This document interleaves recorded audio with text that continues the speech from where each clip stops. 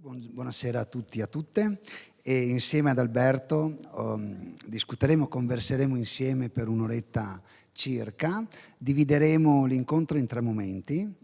Un primo momento in cui mettiamo a fuoco come è nata V-Network e come questo processo di creazione di V-Network può far scuola e può dare indicazioni utili a un grande numero di persone. La seconda parte metterà a fuoco cosa è successo in questi 10 anni, 11 anni di vita di V-Network in termini di investimenti fatti, e quindi la dimensione del capitale, la dimensione della governance, la dimensione del management, magari mettendo in evidenza le cose belle, numerose, ma anche gli eventuali, più che eventuali, gli errori che sono stati fatti o le cose che non sono venute nel modo come pensavate. E terzo, ci sarà un momento di condivisione con voi, di conversazione sulla base di vostri spunti o riflessioni che comunicherete alla regia, poi la regia ci passerà e io mi premurerò di organizzare in modo tale da chiudere in questo modo. Allora, cominciamo. Correva il 2010.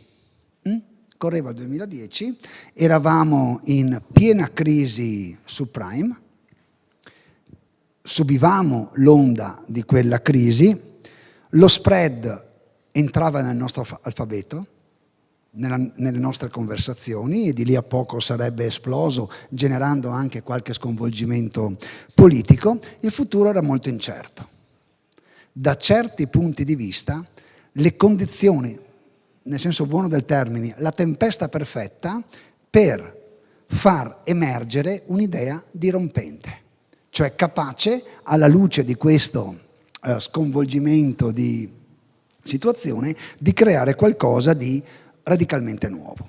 Ecco, l'attivatore di questa idea innovativa è un signore che oggi è noto ai più, ma che all'epoca, lasciamelo dire Alberto, ero più noto io di te. E quindi una persona che era già una persona di successo imprenditoriale, ma era uno dei tanti imprenditori che si fa carico di proporre un'idea innovativa. Questa idea innovativa si trasforma in V-Network, che dal mio punto di vista rappresenta la più bella e riuscita innovazione imprenditoriale di questo primo scorcio di terzo millennio. Oggi V-Network è più o meno nota a tanti, se non a tutti, a tanti e a tante, e Alberto ce ne parlerà, ma noi adesso riannodiamo il filo, anzi riannodiamo il film e andiamo idealmente al 2010. È metà del 2010 e Ruggero Frezza mi chiama. Ruggero Frezza vuol dire M31, una persona che già all'epoca era riconosciuto come essere un innovatore, e mi dice: vieni a cena a Padova, facciamo una cena io, te, Riccardo Donadon e tale Alberto Babàn. Allora, la prima cosa che ti chiedo è che cosa ci sei venuto a raccontare e qual era l'idea che da Alberto Babàn, ancora solo un imprenditore che faceva bene il suo mestiere ma che non era noto al grande pubblico, come ti viene l'idea di creare quello che poi è diventata V-Network. Prego. Allora, grazie e buonasera a tutti. È interessante perché vado a scavare nei ricordi, nella memoria, perché sei tu che sei una cosa puntuale, accademico proprio, queste cose io non me le ricordavo neanche. Però mi ricordo di quella cena e anche perché è nata questa idea. Chiaro che Riccardo Donadon e Ruggero Frezza, H-Farm e M31, erano 2 casi emergenti ma che avevano già una certa notorietà e quindi erano un punto di riferimento, non c'è niente da fare. Era la cosa più curiosa che potesse accadere in Veneto, perché stavano cercando di portare quel fenomeno che insomma aveva già visto alla ribalta nei primi anni 2000, il fenomeno che riguardava la New Economy, che riguardava ovviamente l'investimento in start-up, nel caso specifico, con 2 incubatori. Loro era la rappresentanza dei 2 incubatori più importanti emergenti, perché in quel tempo lì ovviamente erano forse ancora all'inizio. E quindi erano 2 persone interessanti da frequentare in tutti i modi, in qualsiasi modo. E quindi non ci conoscevamo, quindi non conoscevo te. E l'idea ovviamente di stimolo era riuscire a capire se si poteva imitare quel fenomeno. La verità è che loro sono stati sicuramente fonte di ispirazione, però la curiosità è capire se effettivamente quel fenomeno tipicamente anglosassone effettivamente poteva ritrovare poi in questo territorio che ha le sue particolarità e che conosciamo bene, anche nel racconto, stereotipale, ma nel racconto, se effettivamente poteva agganciarsi questo metodo imprenditoriale diverso, nuovo. Da uno che aveva cominciato a fare impresa da qualche anno, prima in generazione di imprenditore, che aveva un'impresa ancora piccola e che quindi in sostanza viveva di ammirazione e sostanzialmente l'altra parola forse che ha il confine con l'ammirazione, che si chiama invidia, sicuramente invidia nei confronti di chi era riuscito a realizzare qualcosa di importante. Quindi la curiosità mi aveva spinto e l'occasione di avere una cena a tutti i costi era quello di cominciare a parlare, e per farsi spazio, chiudendoti così la prima idea, è chiaro che tu devi generare qualcosa di interessante e non sai mai se quella cosa che racconti l'avevi già pensata o il fatto che dovendoti confrontare con persone di quel calibro lì alla fine comunque costruivi qualche pensiero interessante. Bene, sei venuto a cena a dirci voglio fare cosa? La mia idea era che in realtà si poteva fare qualcosa insieme, perché le persone che cominciavo a conoscere nel mondo imprenditoriale alla fine avevano un elemento molto particolare. Stavo cominciando ad approcciare il mondo associativo, non avevo incarichi a livello associativo, però quello che mi aveva molto colpito, quindi conoscendo contesti come questo, quando dialoghi con le persone, che io cominciavo a conoscere delle persone che secondo me erano geniali, che però magari erano a capo di aziende molto piccole. Conoscevo persone brave, consentimi di dire per forza non geniali, che però erano a capo di contesti veramente molto grandi. Non riuscivo a capire, non riuscivo a comprendere quale fosse la connessione della capacità ovviamente della singola persona connessa poi al successo della fabbrica, o comunque dell'espressione dell'azienda, perché probabilmente lo guardavo più per me stesso, sicuramente. Però io vedevo che c'era qualcosa che non funzionava, che c'è qualcosa che non funziona, che la fotografia pratica a volte ti racconta un elemento che non è così reale. Bene, è come se Alberto ci avesse detto, io ero stupito del fatto che si continuasse a dire che l'imprenditorialità nel Veneto non collabora, non sa crescere, non sa fare rete. Io voglio superare tutti questi stereotipi. E il primo insegnamento, secondo me, che ci portiamo a casa è che quando hai un'idea che reputi adeguata, una delle cose, se non hai la posizione per imporla in qualche modo, è individuare all'interno dell'ecosistema in cui operi le figure con le quali puoi condividere queste idee e poi avere dei suggerimenti. Cosa succede dopo quella cena? E a settembre si vede, a me in quella serata cosa è stato chiesto? Prova a dare una veste concettuale a questa idea. Prova a vestirla con quell'abito che non piace a tanti e a tante, ma che è importante, che è la teoria. Cioè, come posso concettualizzare questa idea che, ripeto, manda in pensione, mettiamola così, una serie di stereotipi consolidati e sui quali noi stessi ci eravamo per certi aspetti formati. Allora nel mese di agosto forse un po' meno, ma a settembre senz'altro, ci siamo visti più volte, non al centro del mondo ma a Massanzago, no? Dove Alberto aveva la sua azienda, per costruire insieme un'idea, un concetto, per mettere un po' a disposizione la teoria, per inquadrare, vestire teoricamente questa idea. per darle un senso, per darle un significato, per renderla rappresentabile. E l'8 ottobre, quindi 2 mesi dopo, 3 mesi dopo, ma c'è agosto di mezzo, averla condivisa, facciamo un incontro. Questo è il documento originale, spunti per il modello organizzativo, quindi quello che avevamo immaginato lo condividiamo con Alberto, se non ricordo male eravamo a Pianiga, con Alberto e con altri imprenditori e imprenditrici, per dire: questa è l'idea, un amico e collega, Paolo, che sono io, ce la racconta in teoria, vediamo cosa ne nasce. E quindi in questa fase, concettualmente, Alberto, assieme alle altre persone con le quali aveva condiviso, va o si propone di creare consenso attorno a un'idea innovativa. Tendenzialmente, quando le idee sono innovative, c'è sempre il rischio dei cosiddetti idea killer, delle persone che la prima cosa che ti dicono tu vieni anche da Massanzago, no? Sei di prima generazione, sei quarantenne, non hai idea di cosa vuol dire fare imprenditorialità a Nord-Est.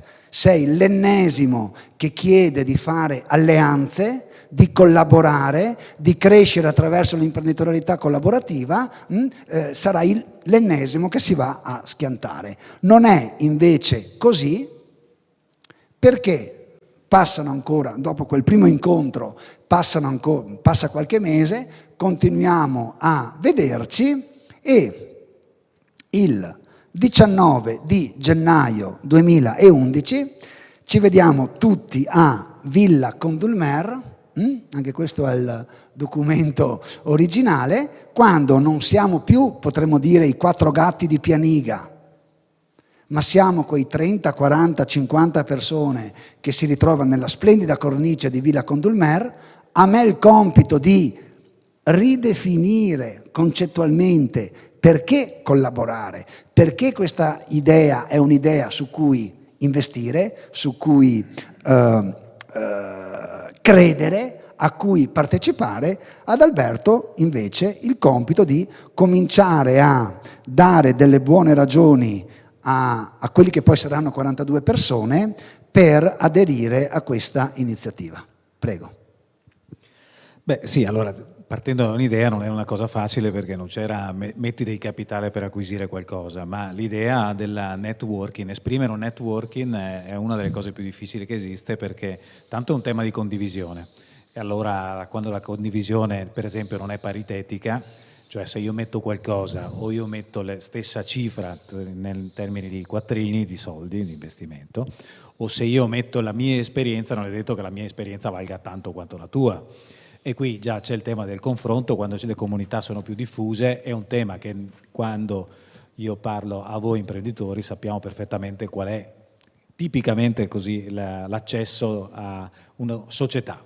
Si comincia a pensare ad una società. Questa è una società, nasce come società per azioni, perché ha proprio la sua natura specifica, da una parte l'azionerato, cioè la rappresentanza del capitale, e dall'altra parte la parola che mi piace di più, cioè società, cioè un esperimento sociale. Ovviamente l'idea di intenti è che tutti sono imprenditori e quindi tanto vivono gli stessi tipi di problemi. Vivono lo stesso territorio e allora identifichiamo in una ragione particolare che non è esclusiva, anzi è particolarmente inclusiva, quella di insistere nel territorio, perché una delle giustificazioni è: ma possiamo fare qualcosa in questo territorio per il territorio?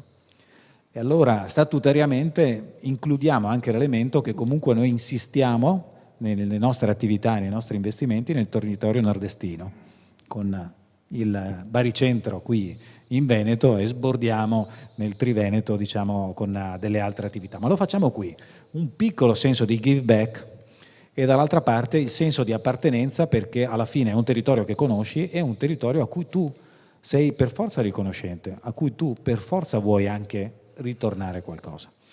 Quindi questo elemento, da una parte il capitale, ma dall'altra il capitale sociale, che è molto più importante, si basa sull'idea di legare delle persone, molto di più sul fatto che, rispetto ovviamente agli altri 2 esempi importanti, come gli abbiamo detto, gli incubatori di start-up, avevano invece in sé una caratteristica molto particolare e anche probabilmente molto affascinante. Elemento innovativo, puntare su aziende che partono da una forte idea con un team che propone magari qualcosa di eccellente e su questo lavorarci per fare esplodere l'impresa e farla diventare importante, partendo proprio dall'elemento disruptive tipico della startup, dell'innovazione in buona sostanza. Bene, il 19 gennaio, fondamentalmente, dopo aver dato un significato concettuale all'esperienza, è come se Alberto ci avesse detto: ho dato il significato, il senso del progetto che, diciamolo, give back, se volete, l'imprenditorialità di successo che si mette a disposizione di altre imprese per il restart-up o per la crescita, abbinando finanza e imprenditorialità, se volete, a chilometro zero. È come se avesse detto: i capitali, non solo finanziari, ma anche umani, o meglio, cognitivi, reputazionali, di skill e il capitale sociale, che si mette a disposizione non solo in termini di finanza, ma anche appunto di tutte queste competenze a livello di territorio, facendo percepire, io lo ricordo molto bene, di essere protagonisti di un grande progetto di cambiamento, che è un po' come quando si dice: ti vendo, nel senso nobile del termine, un sogno, il sogno di fare qualcosa di grande, al momento solo come promessa. Affinché questi progetti diventino realtà, come ben sappiamo, serve la quadratura giuridica. Perché dico bello bello, ma com'è strutturata la società? Come partecipo? Com'è la governance? Come si fa a fare l'investimento nelle imprese? Ma se io sono un imprenditore o un'imprenditrice che partecipa e voglio investire, posso anche poi avere un ruolo dentro queste imprese o no? Cosa mi differenzia dalle altre forme di supporto alla crescita delle imprese? E allora, per fare tutto questo, ci si vede quasi un mese dopo, il 10 febbraio 2011, e nel frattempo, per dare ulteriore significato non solo teorico, non solo di vision, di grande progetto, ma anche di branding, viene fatto il logo, viene registrato, viene avviato, insomma viene promosso un incontro. Ci rivediamo il 10 febbraio 2011, sempre a Villa Condulmer, dove fondamentalmente si aggregano, si ottiene l'ok concettuale, di 42 imprenditori che il successivo 31 marzo 2011 si ritrovano di fronte a un notaio e costituiscono la Venetwork SPA. 9 mesi. 9 mesi, il paragone con gli umani viene naturale, ma 9 mesi da un'idea radicalmente innovativa che scombussola tutta una serie di stereotipi consolidati, che affronta il rischio di dire sei l'ennesimo da Massanzago, no? Che vuole cambiare il mondo e non sa il mondo come gira, a una realtà che aggrega 42 imprenditori che dicono non solo il disegno, non solo il progetto, non solo il concetto che ci sta dietro, ma anche l'assetto societario mi piace. Allora, non ti do adesso la parola, te lo do fra qualche secondo. Il 31 marzo viene firmato l'atto costitutivo, nasce Venetwork e concettualmente ha fatto bene tutte le fasi che si dovrebbero fare, la teoria suggerisce, quando si creano delle alleanze, delle forme collaborative, e quindi ex post è facile dire che, guarda caso, ha fatto bene la ricerca e la selezione dei partner e quindi dei soci, ha negoziato bene le condizioni di accesso, ha definito bene le regole di governance, tanto da indurre 42 persone che fanno l'impresa a sottoscrivere il contratto. Dopo bisogna sempre fare lo suggerisce anche la teoria, fare un po' la manutenzione dell'alleanza. E difatti 6 mesi dopo, il 29 settembre 2011, ci vediamo, qua non mi ricordo dove eravamo, ma 6 mesi dopo facciamo dentro Venetwork, tra le 42 persone, una survey per capire che cosa, come si dice, che cosa va, che cosa non va, tiriamo le somme. A febbraio 2012 Nuovi Veneti dà anche la visibilità pubblica, mettiamola così, all'evento, ne riconosce l'originalità e da quel momento in poi inizia la grande corsa di Venetwork attraverso un percorso di intervento di restart-up, di crescita in imprese nel territorio, di cui adesso Alberto ci dà i dettagli, più che dettagli, scusa, gli aspetti più critici, sia le operazioni più interessanti, sia gli eventuali errori che avete fatto. I 42 sono rimasti 42, adesso mi sembra che siano 62, ma sono 42 più 20 o 42 meno qualcuno e più altri. Quindi cosa è successo per episodi chiave per arrivare magari poi, se si riesce, al caso eclatante, che è quello un po' più rappresentativo di questa esperienza. Per rinnovare ci vuole pazienza. Per rinnovare ci vuole pazienza. Adesso è facile dire bello Fantic Motor, tanto per non far nomi, ma l'impresa ha 800.000 euro, fatturava 800.000 euro. E nel giro di 3, 4 anni, 5, non mi ricordo quanti, ha superato i 200, giusto? L'anno scorso 150, quest'anno... Vabbè, quindi siamo vicini ai 200 milioni di euro. Facile dire bello, bello. La ragione per la quale siamo arrivati a questo, abbiamo provato a sintetizzarla. Adesso le cose più significative che avete fatto e magari anche qualche cosa che non è, qualche ciambella che non è venuta propriamente con il buco. Prego. Beh, allora, non mi ricordavo assolutamente, diciamo, gli aspetti sia di date, ma anche per esempio quell'articolo che hai fatto vedere, perché lì c'è scritto acceleratore di startup, perché il tema era quello. Cioè il fascino rimaneva sull'idea di quello che si poteva fare. La prima cosa che fanno tutti gli imprenditori è quella di cercare un esempio da emulare e cercare di migliorarlo. E quindi se funzionava l'elemento di acceleratore di startup o comunque incubatore di startup, l'idea era quella di costruirlo attraverso magari l'originalità, invece di avere degli investitori in maniera così solo rappresentativi dei capitali, ma che fossero anche degli imprenditori, quindi ci poteva stare l'elemento di novità. E quindi l'idea stava in quei termini lì. E ovviamente la costruzione all'inizio è stata estremamente faticosa, un po' perché, forse perché esisteva già, e perché poi alla fine anche dei casi nei quali abbiamo investito all'inizio, cioè start-up, non sono andati bene.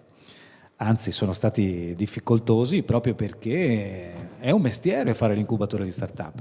Fare l'incubatore di start-up in Veneto è ancora in Italia, in Veneto e in Italia, è ancora più complicato e più complesso. Tanto è vero che alla fine è vero che ne siamo riusciti a coinvolgere 42 di imprenditori, però è vero che anche dopo un periodo relativamente breve, dopo un paio d'anni, alla fine quasi metà non erano così convinti. Quindi alla fine lasciano il network facilmente, perché essendo una società per azioni basta vendere la quota societaria, quindi non è un elemento difficile. Lasciami aggiungere.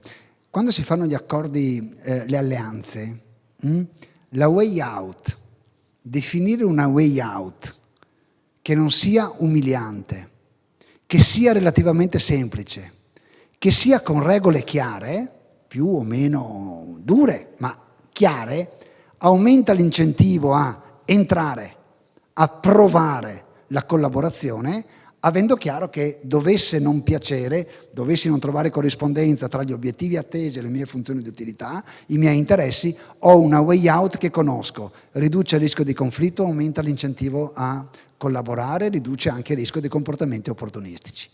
Anche questo è un buon insegnamento, che ci aiuta a capire come si può ingaggiare un partner di business, al limite anche conoscendoci relativamente, ma probabilmente condividendo un certo modo di intendere fare impresa. Allora, questi 42 cosa avevano se tu dovessi trovare l'elemento che li univa, che li faceva diventare una squadra?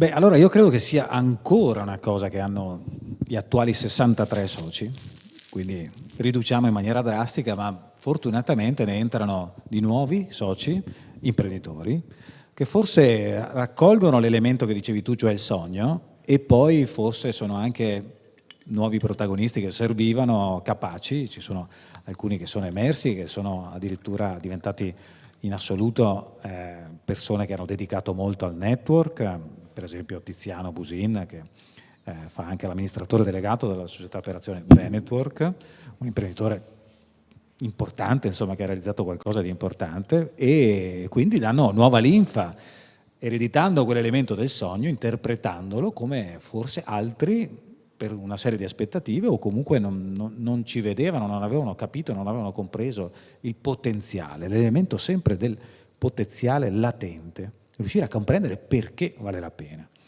E allora sul modello che non funzionava, da una parte perseguire questa idea di che cosa significa condividere, perché vale la pena, e dall'altra parte se effettivamente il modello di business è giusto, cioè investire in start-up. E per chi fa impresa ha una complessità enorme, perché chi fa impresa ha già avuto le sue ferite nella strutturazione di un modello di impresa, che è la costruzione del team, che è la cosa più difficile che esiste in impresa. E la startup è un team che ti si presenta, è difficilissimo che uno venga da solo e ti dice ho un'idea meravigliosa, da solo, dammi una mano a partire. Vengono di solito probabilmente giovani, ma non essenzialmente giovani, però lo start-uparo medio ha già un suo team, ha una sua idea e ha già anche un'idea di come si raccoglie il capitale, di come si quantifica il valore, quindi in un certo senso ti porta lì e ti dice spingimi per accelerare questo elemento. Però il primo grande problema che abbiamo avuto su investimenti che non sono andati a buon fine era proprio il team. Cioè la difficoltà, soprattutto per chi ha poca esperienza, quindi giovane solo in questi termini qui, per chi ha poca esperienza, di capire qual è la validità di stare insieme nell'impresa, di fare team. E allora, ve la faccio breve da questo punto di vista, abbandoniamo il modello startup, perché forse non eravamo capaci, diciamo così. E se c'è da riprendere qualcosa, a questo punto, visto che impresa l'abbiamo sempre fatta, o l'abbiamo fatta, e all'interno del network ci sono degli imprenditori di livello, senza dubbio, usiamo un tema diverso che possa dare un significato diverso, e quindi il nostro modello di riferimento diventa Re-Startup, cioè l'investimento ideale ancora oggi nostro è un'impresa che esiste, che ha del potenziale, che sia più o meno nascosto, che sia un tema di passaggio generazionale, che sia un elemento inespresso perché in un certo senso l'azienda si è spenta per qualsiasi motivo, e che attraverso ovviamente quell'aiuto da una parte di capitali, la finanza strutturata e la solidità finanziaria serve, ma non è sufficiente, e ovviamente l'elemento vero del primo elemento del networking, cioè l'esperienza, che è una cosa incredibile, cioè ci vuole una vita per costruire esperienza di gestione di impresa, una vita. Quanto vale l'esperienza che hai fatto in anni di impresa? Metterla a disposizione, condividerla, quanto vale? E questo tema qui ovviamente nel modello di Re-Startup funziona ancora meglio, perché l'impresa è esistente, quindi aggiustare il tiro di quell'impresa può funzionare meglio. Allora, il caso lo cito perché l'hai già detto, è l'esempio più eclatante, quindi ne facciamo diversi di investimenti, oggi ne contiamo una decina. Ti blocco un momento. Prego. Volevi già arrivare a Fantic? Sì, perché in realtà nasce... ma ti chiedo di posticipare di qualche secondo. Sì, assolutamente, ma tempisticamente ti dico, nasce al fine dei 14 perché effettivamente era già quel momento di maturità. Escono alcuni, entrano linfa nuova, teste nuove, tasche le mettiamo da parte, teste nuove da questo punto di vista che interpretano questo tipo di concetto, e a questo punto arriva l'inciampo eccellente. Bene, due cose mi vengono in mente che possiamo poi sintetizzare da portarci a casa in generale, perché queste cose sono già successe, no? L'obiettivo non è soltanto raccontarle, ma tirare fuori qualche idea anche per il futuro. La prima, la cosa ve l'ho già detta, quindi regole d'uscita per chi non ci sta più, semplici, intuitive, easy da applicare, più o meno rigide a seconda dei casi, ma non è rilevante. Primo elemento. Un secondo elemento è la correzione del tiro. Quindi è un'alleanza collaborativa che, scusate, una forma di imprenditorialità collaborativa che individua un segmento, che è un segmento che ha dei casi di eccellenza anche nel nostro territorio, quindi provo a imitare quello che fanno anche gli altri, mi accorgo che non è il mio mestiere, anche per questo perdo qualcuno per strada, mi riposiziono e l'alleanza riparte. Una cosa che non hai detto, nel mio archivio, mentre mi preparavo per l'incontro di oggi, nel mio archivio ho anche il logo di Venetronic. Perché all'inizio c'era questa idea di gemmare e andare in settori diversi, e fu elaborato un logo che si chiamava Venetronic. Che cos'era e che fine ha fatto? E poi arriviamo a Fantic, che poi allora è tutto in salita, è tutto bello, e così abbiamo sistemato anche le cose magari meno piacevoli, ma che ci dicono che ci sono sempre dei momenti, no? Degli alti e dei bassi, e la capacità imprenditoriale è quella di matchare le cose belle e le cose brutte, trovando una via d'uscita e di crescita. Prego. È una di quelle prime esperienze che aveva l'idea di clusterizzazione, cioè di andare a finire sulla parte dell'elettronica. Acquisiamo una prima azienda, ne inseriamo un altro paio, settore elettromedicale, medicale elettronico, e settore dell'inverter per il fotovoltaico, perché poteva essere uno di quegli settori che effettivamente potevano emergere, e lo vediamo adesso, magari non era così sbagliato a suo tempo, però effettivamente non ha funzionato. Non ha funzionato, e alla fine è una di quelle esperienze che non siamo riusciti a mantenere nel caso di successo, ma come fanno gli imprenditori? Alla fine, in maniera elegante, chiudono staccando un assegno, coprendo tutto, in maniera inevitabile, salvando tutti e tutto, e quindi ovviamente non c'è stato neanche un tema dal punto di vista di personale, di persone, che è il rispetto massimo che hanno tutti gli imprenditori all'interno del network, e alla fine è un'esperienza che si è chiusa, però senza piangerci troppo sotto, perché l'idea era capire se effettivamente poteva essere quello l'indirizzo giusto, e capire se effettivamente valeva la pena, quanto vale la pena spingersi. In un'impresa spesso succede questo, mi è capitato tantissime volte di vedere, a volte si prolunga troppo la vita dell'impresa, perché c'è una radice forte personale di costruzione reputazionale, e non si ha il coraggio di fermare l'impresa. Quando invece questa non è la tua impresa, ma è l'impresa di tanti, alla fine sei anche più convinto di dargli una fine, dignitosa, ma una fine. Quindi questa è stata un'esperienza estremamente positiva per l'insegnamento, negativa perché non è andata bene, però alla fine fa parte nella biblioteca di quel libro che ogni tanto rispolveri, di come alcune cose possono anche non andare bene, o come non fare quel tipo di errore dal punto di vista imprenditoriale.